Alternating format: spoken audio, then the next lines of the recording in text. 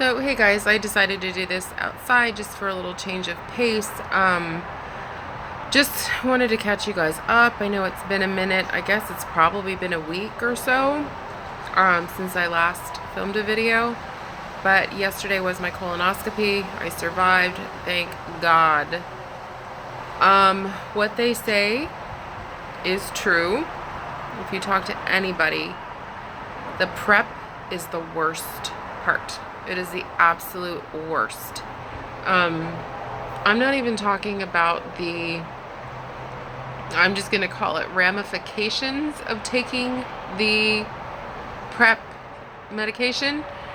That was fine. I didn't experience any more pain or cramping or anything, that I was really, really worried about. But, that stuff is disgusting. It's like if I try hard enough, I can just taste it right now. They seriously need to do something different. Like, pick your flavor, add a flavor. It's disgusting. I even added, the first dose I took Monday at 5 p.m. And I added lemon Crystal Light. Big mistake.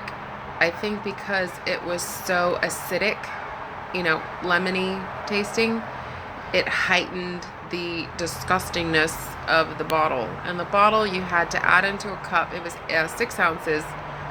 And then you had to add 10 ounces to make it 16 ounces. And you need to drink that. So 16 ounces of the medication. And then 2 more 16-ounce bottles of water within an hour. And I'm going to be honest, I couldn't finish the medication. I finished 3/4 of it. I threw the quarter out. I was just ready to barf. And then thereafter, running to the toilet every 10 minutes or 15 minutes, 20 minutes or so, that was no problem. I mean, that was, you knew it was going to happen. What I didn't like is because I was so nervous the night before, and mind you, I was fasting all day Monday. I had a good breakfast. That really wasn't bothering me. I can do without food. No problem. Thank God I had something to drink. I had really flavorful broth, chicken broth, turkey broth, beef broth, Jello. I was overeating. I didn't want any more, so I stopped eating at like 5. I could have stopped eating at midnight, but I didn't, when everything goes in has to come out, it was just easier not to eat. But, I couldn't fall asleep. It was probably 11:30 and I just shut off all devices, everything was just shut off, and I tried so desperately to go to sleep, and I guess I did, but I woke up at 3:30. Knowing very well I had to get up at 4 to start this whole process all over again. Sorry, I'm whack job today. So I just finally gave up at 3:45. I mixed my brew, number 2, no pun intended, and started all over again. And this time I used lime ocean spray instead of the lemon, and it took the edge off a little bit, but not much. I mean, who wants to drink cold liquid at 4 in the morning? And again, you have 1 hour to drink, 16 ounces of the medication and then 2 more bottles of water within an hour, because you can't have anything after or 2 hours prior to the procedure. And I'm sorry, I'm still a little bit flighty, I guess, from the sedation, even, 24 hours later. It's just how your body handles, being sedated or being put under. And I could tell yesterday I was just completely out of it. It was just an IV sedation, and believe you me, they should bottle that shit. That was the best. That was the best ever. You could feel it going in. Relaxed, you didn't care, and it was just fantastic. I mean, they seriously need to bottle that, sell it. But So I finished everything by 5, took my meds, and, no water, nothing. My friend picked me up at 6:45. We made it there right at 7 o'clock, checked me in. I kept looking at the clock on the wall, and by the time I got done with all the prep work, all the questions, all the blah, blah, blah, who are you, what's your birthday, all the meds, all this and that and the other, IV, and it was like 7:45. So I got out of there about 9:45. I just can't explain to you how different it was than getting my nose done. It was the same process. Getting checked in, getting your IV, wearing your little happy cap, being on a gurney, but it was being in Burlingame. It was being familiar. It was a familiar place. It was just, I keep saying it over and over again. It was like, it was being home, and I know it sounds silly, but compared to my nose surgery, being so unfamiliar with that facility, and yesterday I went to that doctor's office 1,000 times with my mom when she broke her leg, and that was the last time I was in that particular office. It was comforting, in a way, and the hospital that I was born at was right across the street. It was, it was just nice. It was a nice feeling. So, long story short, what happened was, I drifted off to sleep. He did the procedure. He found 2 polyps, very small, that were sent to pathology. I will not know the results until I see him at my follow-up visit on Wednesday of next week. However, he feels there is a high probability I have diverticulosis. So, come to find out, my neighbor of all people, my old neighbor, I was like, well, they think I have diverticulitis or diverticulosis. I don't know the difference. You can Google it until the cows come home, and the terminology is all crazy. And I've said many times before, my mom suffered for 20 years or whatever of diverticulitis. So the disease itself is called diverticulosis. Diverticulosis is pockets that are formed within your intestines. Diverticulitis is when the pockets get inflamed. So he did say, and I'm trying to remember all this because I don't actually know when this conversation took place, if it was in the examination room or if it was bedside, or I don't know. It's a fog to me. But he did say where I'm experiencing the pain, there's a lot of inflammation there. So we'll see what actually comes of next Wednesday when I'm coherent. And I have pictures. I guess I should have shown them to you. They're not graphic. They're just, a scope going through, and he did show me the polyps. Either he did or a nurse did. I don't know. It's pretty freaky, that medication. Like, you wake up and you're just like, I don't know just what happened. But, so the polyps are not the cause of my pain. He seems to think it's the pockets that are forming that are causing the pain, I guess, if that makes sense.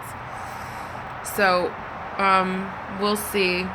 I'm just anxious to get to him next week and talk about this. And he did say if it is diverticulosis, there are medications we can try to calm everything down.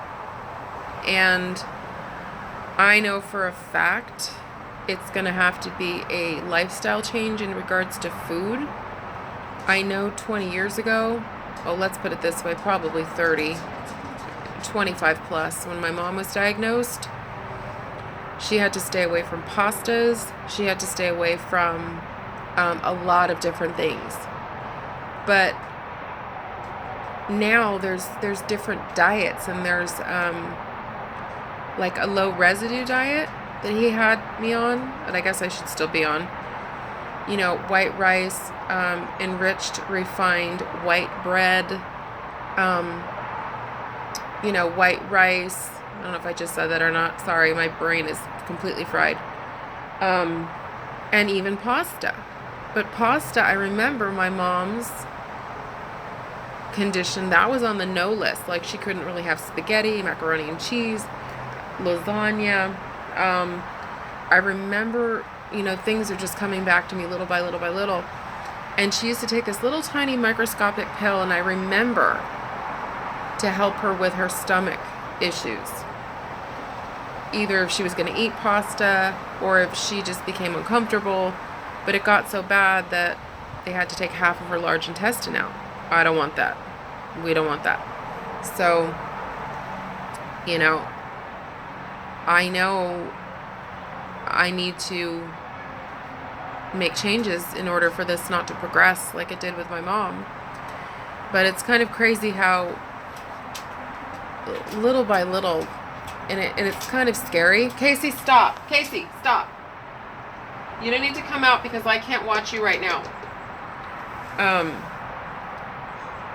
How I'm sort of following in her footsteps, and it's kind of scary. It's, you know, she had stomach issues, she had bone issues, she had eye issues, and she had Alzheimer's. So it's really, really scary to, you know, sort of little by little have everything that she had go wrong.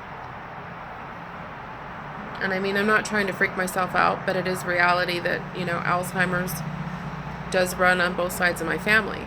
Like, first generation on my family, going back 2-3 generations. My grandmother had it, my mom had it, my dad's brother had it. It's really scary, you know. And I'm not talking about my stomach, I'm not talking about, you know, hip or knee replacements or, you know, glaucoma. I do have problems with my eyes. I don't have glaucoma, I don't have cataracts as of yet that I know of. I haven't been to the eye doctor in almost 2 years. It's a story in itself, but I will get back there either at the end of this year or the beginning of next. But we do share a lot of the same things and symptoms, so it is very, very concerning. And I think there is a test, I think, that can be run just like a breast cancer gene that can be run if you're a high candidate for breast cancer. It's a gene or something. I'm gonna ask my nurse practitioner, is there such a thing that can be determined if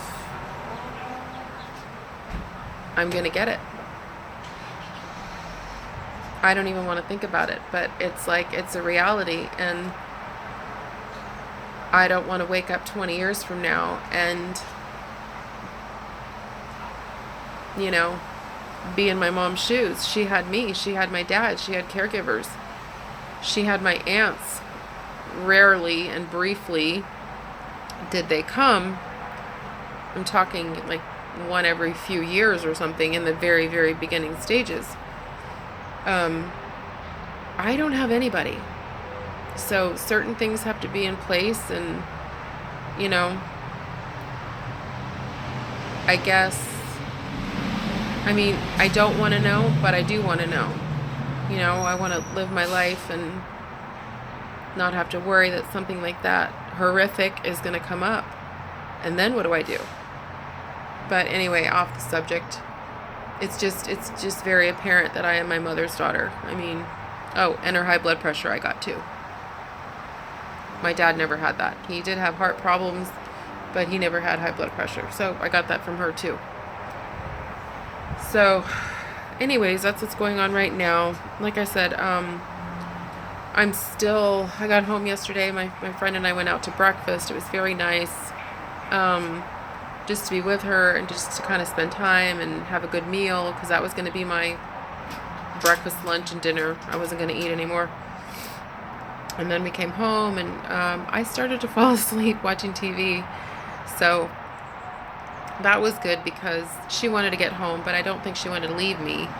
The minute she left, I got in pajamas, I laid on the couch, and I fell asleep for 2 hours.